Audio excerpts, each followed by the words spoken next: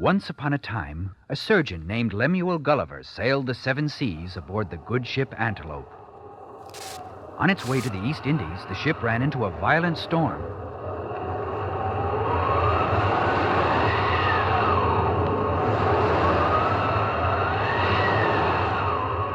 Captain, look! Dead ahead! A rock! Turn the wheel to starboard! Turn the wheel! It's too late, we're gonna crash!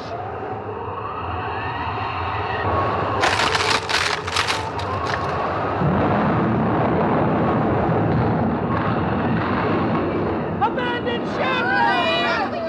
Abandon ship! Run for the lifeboat! Run for the lifeboat! Women and children first! Women and children first! By a stroke of good luck, the waves threw Lemuel Gulliver clear of the wreck, and for a while he managed to swim, even though he was caught by the sea and flung about like a piece of driftwood. For 5 hours in the black of night, he fought the storm, and then, just as all of his strength was gone and he was about to sink, his feet touched bottom, and he found that he was in shallow water. If I can just make it to the shore. Gulliver staggered onto dry land and then collapsed into deep slumber.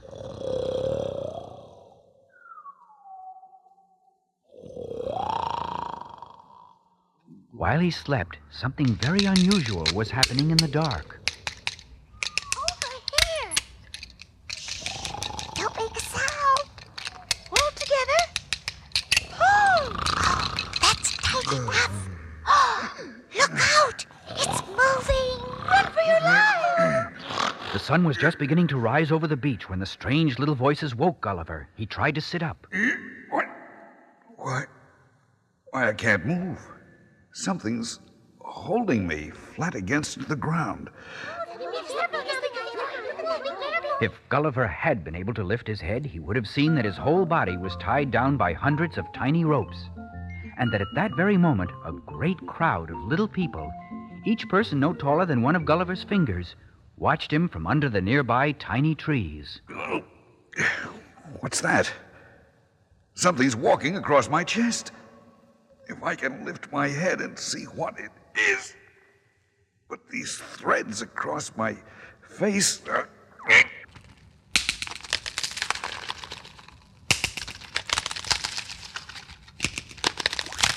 Oh, they broke. Well, at least I can move my head and see. Why, it's a tiny man standing on my chest. What's that he's holding? A bow and arrow. And the arrow is aimed at the tip of my nose. You are our prisoner. You're a prisoner? Well, you talk bravely for a man of your size. I am not alone, Man Mountain. I have my whole army of soldiers with me. Look. Huh? Oh, I see. When Gulliver counted 40 little men surrounding him with their bows and arrows ready to shoot, he made a mighty effort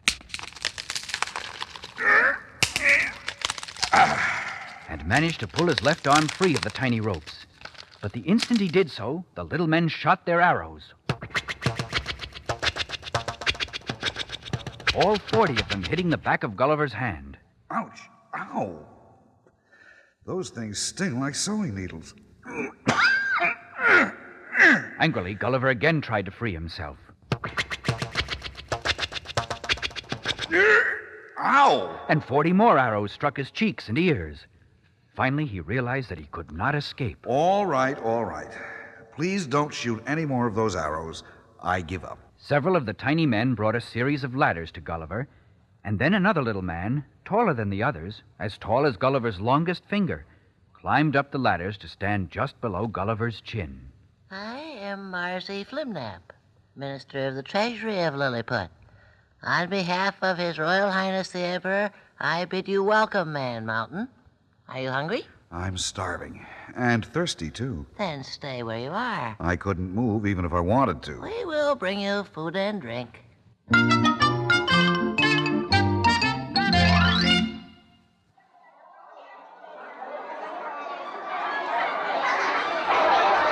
With Within a few minutes, 100 Lilliputians marched out of the woods carrying tiny baskets of meat and fruits.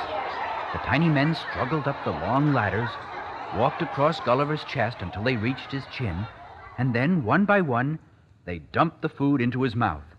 Each basket held enough for just one swallow. Look. Then the tiny men carried a dozen tiny barrels of honey water and emptied them into Gulliver's mouth. Oh, thank you. That was a delicious meal. But, unbeknownst to Gulliver, the honey water contained a potion which promptly put him soundly to sleep.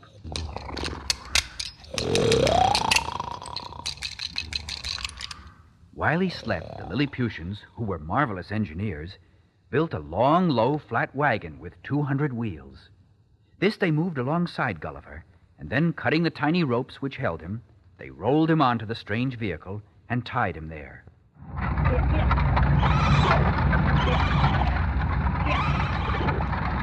300 miniature horses then began pulling him across the gentle green meadows.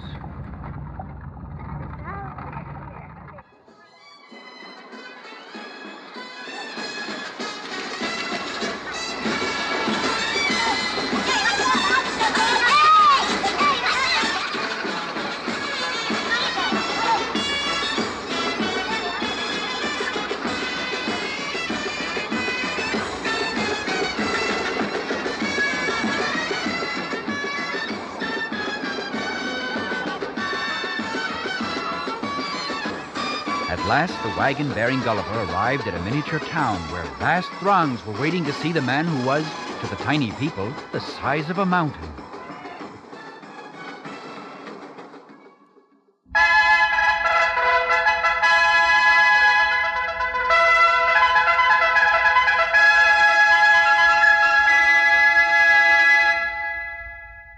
The emperor himself, followed by the empress and 3 of the royal princes, emerged from a small stone palace.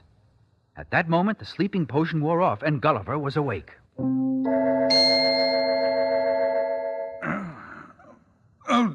What? Where am I?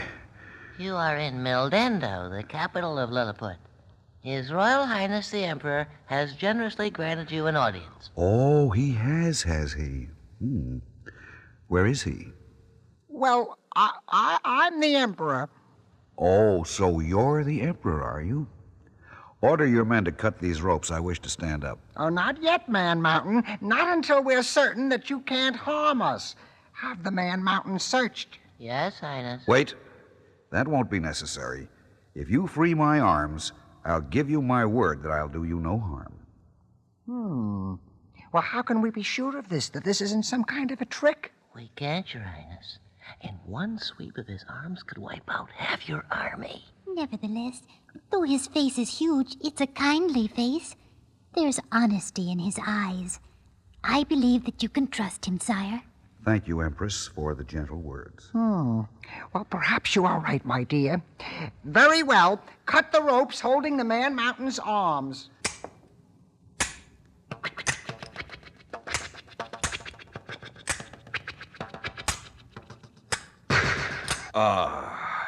That's better. Now, the truth. Have you no weapons, Man Mountain? I cannot lie to you. I do have a weapon. So, A weapon! you have been concealing it from us. No, Your Highness. It's right here in plain view. It's this pistol hanging from my belt. That iron contraption hanging there is a pistol? Well, what kind of a weapon is that? Well, if you'll permit me to load the pistol, I'll show you how it works. Don't trust him, Your Highness. The weapon looks fearful. It is fearful, but I'll not use it against you. I swear it. Again, I believe him, sire. So do I. Thank you. Now watch closely. From this waterproof pouch, I take powder and ball and stuff them into the muzzle of the pistol. There. Now it's ready. I pull back the hammer. Run for your lives! Don't be a fool, Flimnap. He gave his word. Now, you may demonstrate your weapon, Man Mountain. I'll aim the pistol at the sky, but the sound will be like thunder to you. So you and your people must cover your ears. Ready? My ears are covered. I can't hear you. I said... Never mind. Here goes. There will have to be a law against that. You're right. It's dreadful. But at least he kept his word. Man Mountain, Yes, Highness? that's too fearful a weapon for the land of Lilliput. I agree. Well, I command you to put down that pistol. I'll return it to my belt. No, throw it on the ground over there in the Royal Park. But I'll need it to defend myself. As long as you obey me, you'll have no need to defend yourself. Now throw it down. Very well. There.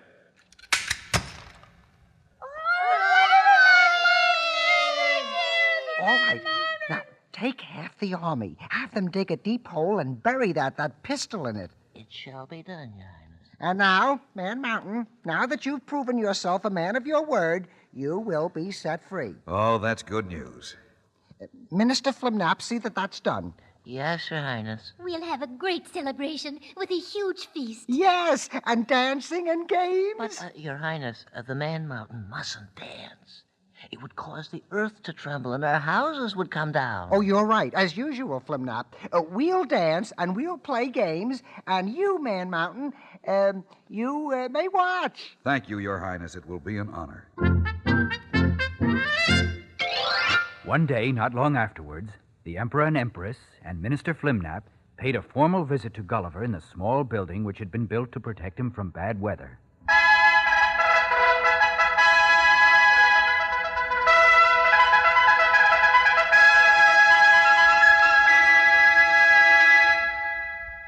Go ahead, Flimnap. Read the laws. Yes, Your Highness. As Minister Plenipotentiary for His Highness the Emperor, it is my duty to inform you of the new laws which have been passed. They concern you and must be obeyed. I'll do my best.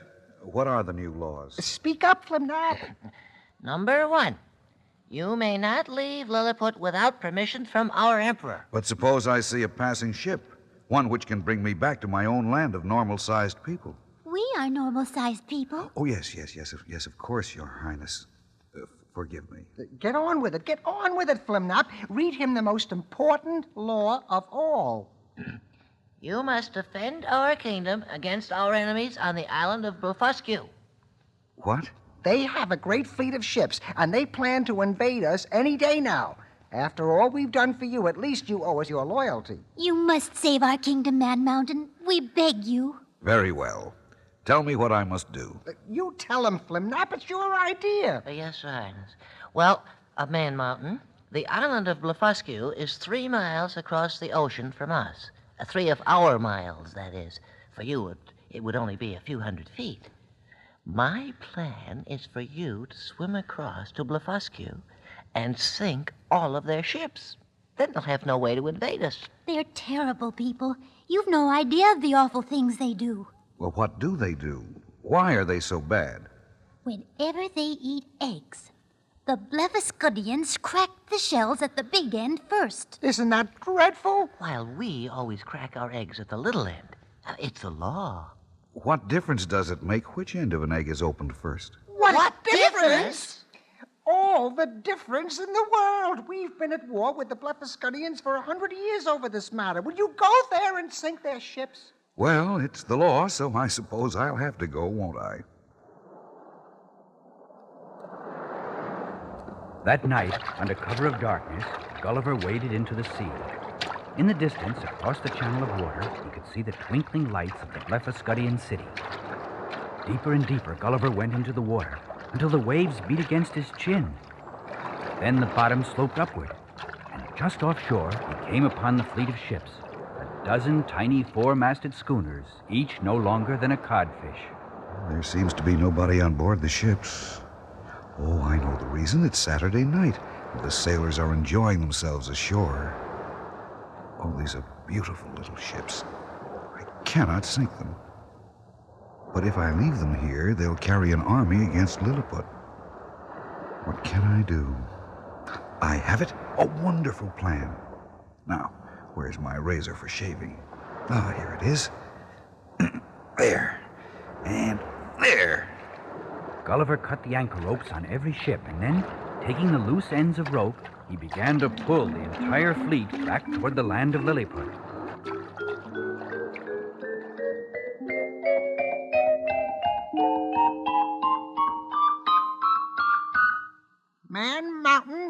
I hereby bestow on you our highest title of honor.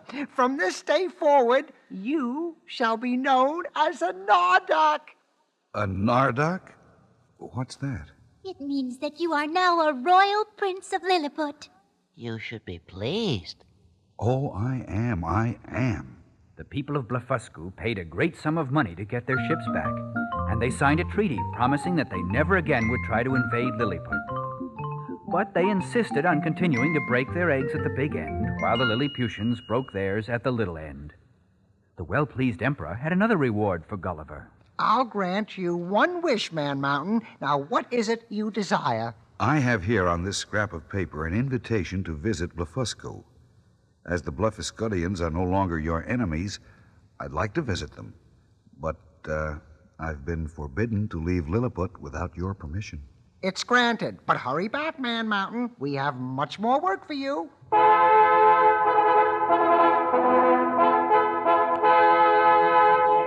A royal party, which included the tiny king of Blefuscu, awaited Gulliver when he visited the island.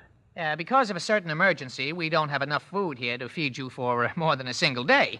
So you won't be able to stay with us for very long. However, we feel that you're much too powerful and helpful to live on the side of the Lilliputians.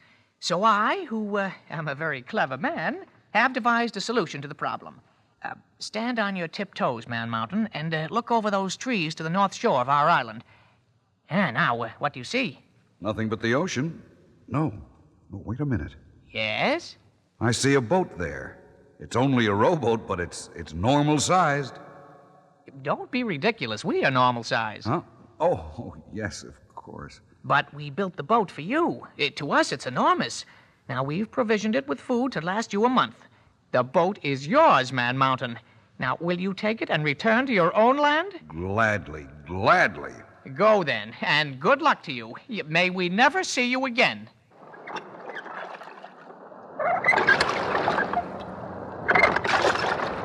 Gulliver rowed the small boat away from Blefuscu toward the open sea.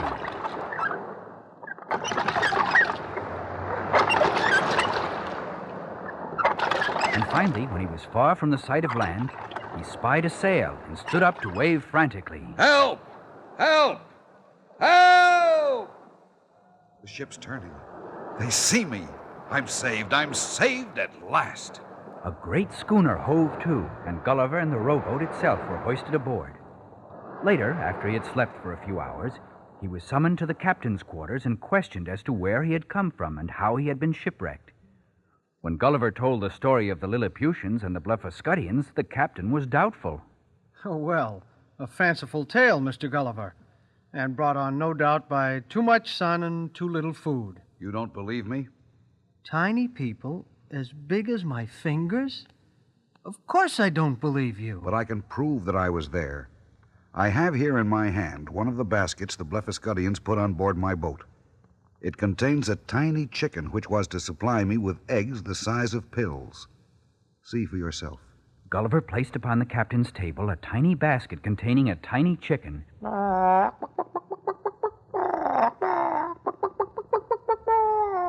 Which at that moment laid a tiny egg. Well, I'll be. I guess now I'll have to believe you. And so Gulliver's tale was proved. He had really been there. But years later, when he tried to return to Lilliput, he was unable to find it, for it isn't listed on any map. And to this day, men still search for the land of the Lilliputians. Perhaps sometime, maybe tomorrow, someone again will discover it. Let's hope so.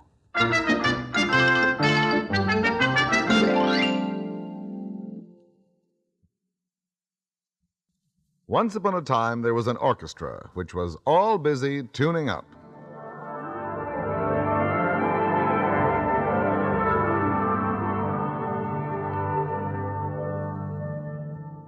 First, the oboe gave his A to the strings.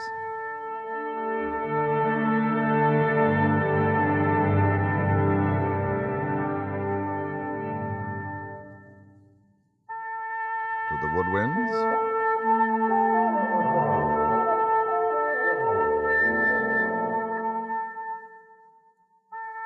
To the brass.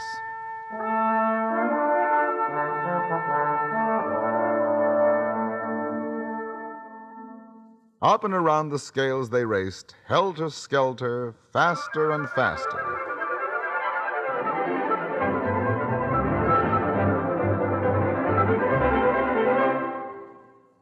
All but Tubby the Tuba. A fat little tuba, puffing away, but oh, so slow.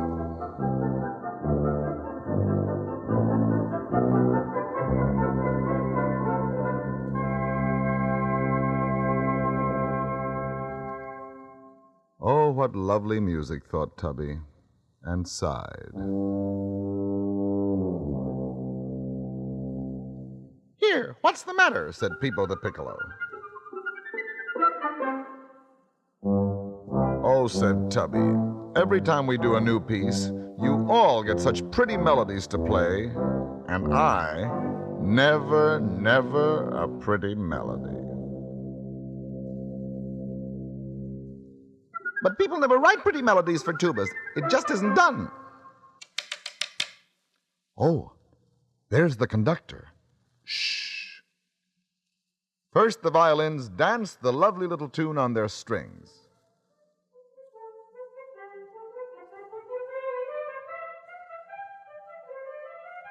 Then they cried to the flute, "Catch!" "Got it!" cried the flute.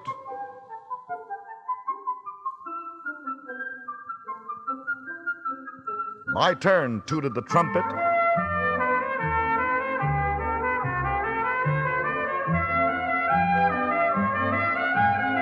And they all played the cello,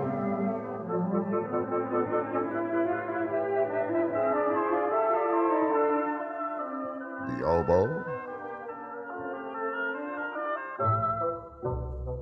the bassoon,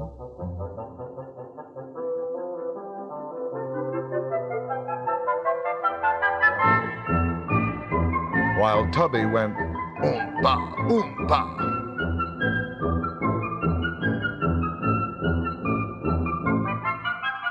"Catch me," cried the little tune, "catch me."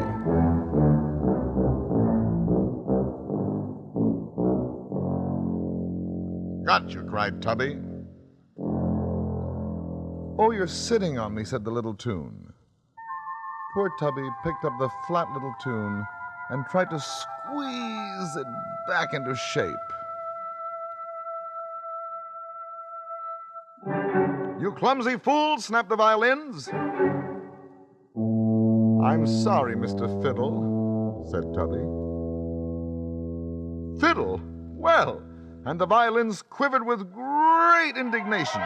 "You will please address us as violins, fiddles indeed." "Tubby," said the conductor. "Tubby, what is the matter?" "Please, sir, I thought it would be so nice to dance with a pretty little tune instead of going oompa, oompa all the time." "Dance," laughed the violins. "Dance? Well, really."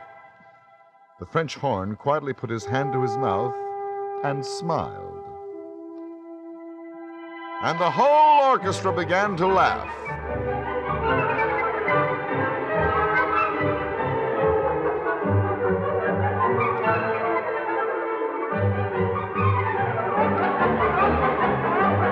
"Stop it," cried the conductor. "Stop it, I say." "Tubby!" "Please, sir, I wasn't laughing." Rehearsal was over. Tubby was walking home with Peepo the Piccolo.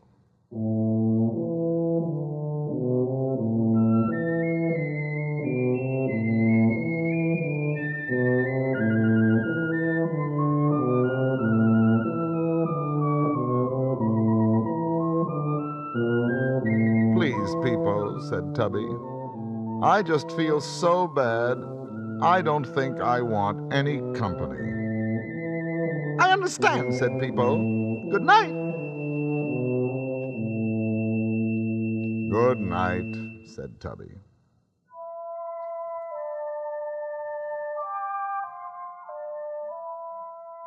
The moon was out.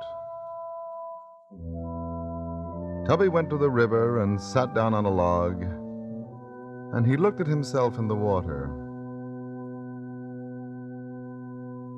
Alone am I, me and I together. If I went away from me, how unhappy I would be, me and I, oh my.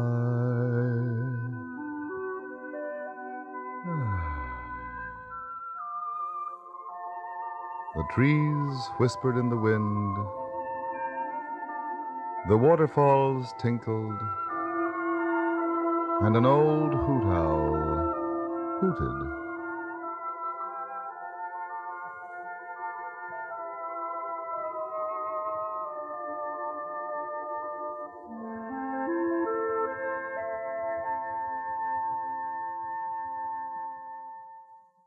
Suddenly, a big bullfrog hopped out of the water and sat down on a log beside him. Ahem! Bug up, lovely evening, bug up.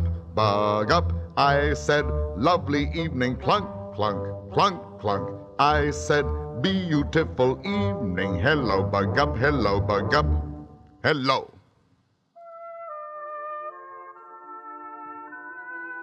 But Tubby just sat.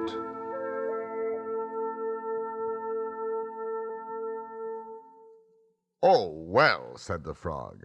Oh, well, if I'm not wanted. Oh, cried Tubby, please, Mr. Frog, come back. I didn't mean to be impolite. And back hopped the frog. Oh, that's all right.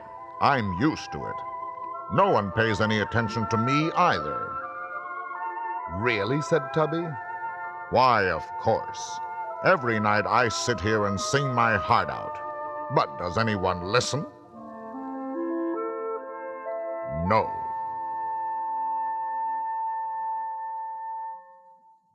Can you sing? Asked Tubby. Can I sing? Listen.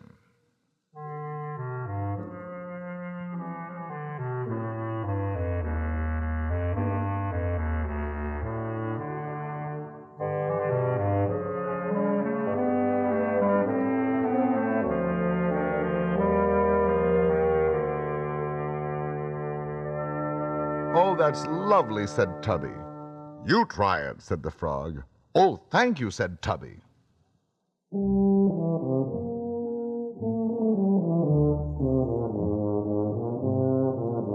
Say, you're a very fine tuba. Do you know it?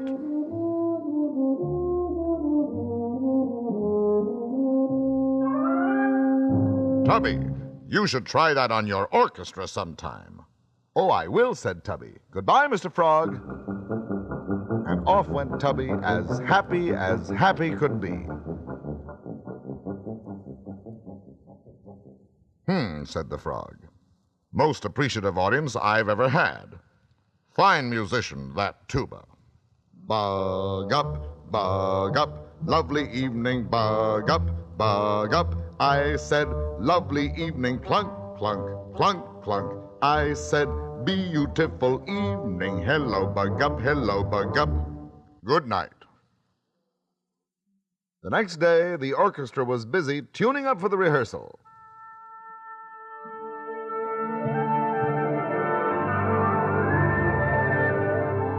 And buzzing with excitement over the arrival of the great new conductor, Signor Pizzicato.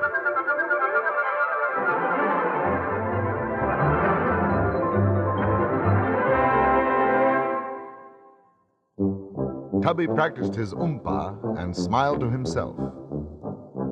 Peepo the piccolo caught his eye. Feeling better? Uh-huh, winked Tubby.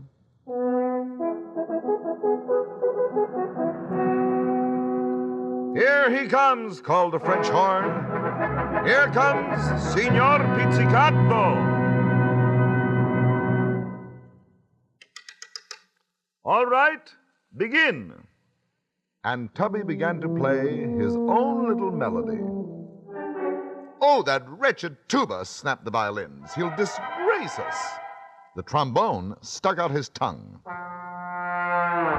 And the trumpets snickered. Tubby, Said Signor Pizzicato. Tubby, I've never heard a tuba play a melody before. Let's hear the rest of it. Oh, said Tubby.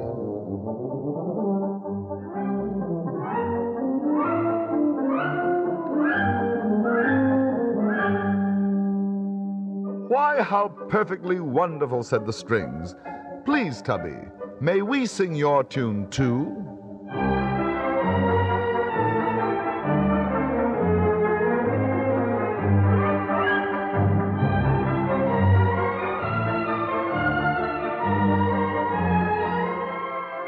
How about me, said the xylophone.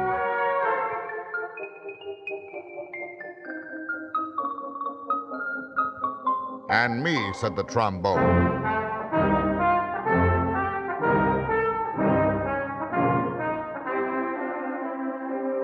May I, said the celeste.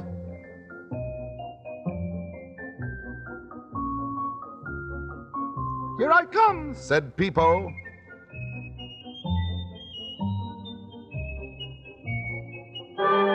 And they all played Tubby's tune.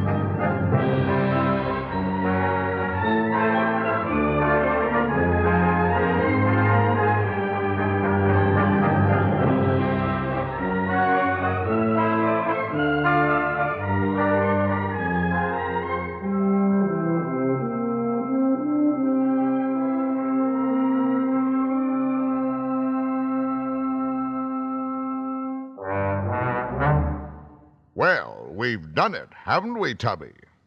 It was the bullfrog sitting right beside him.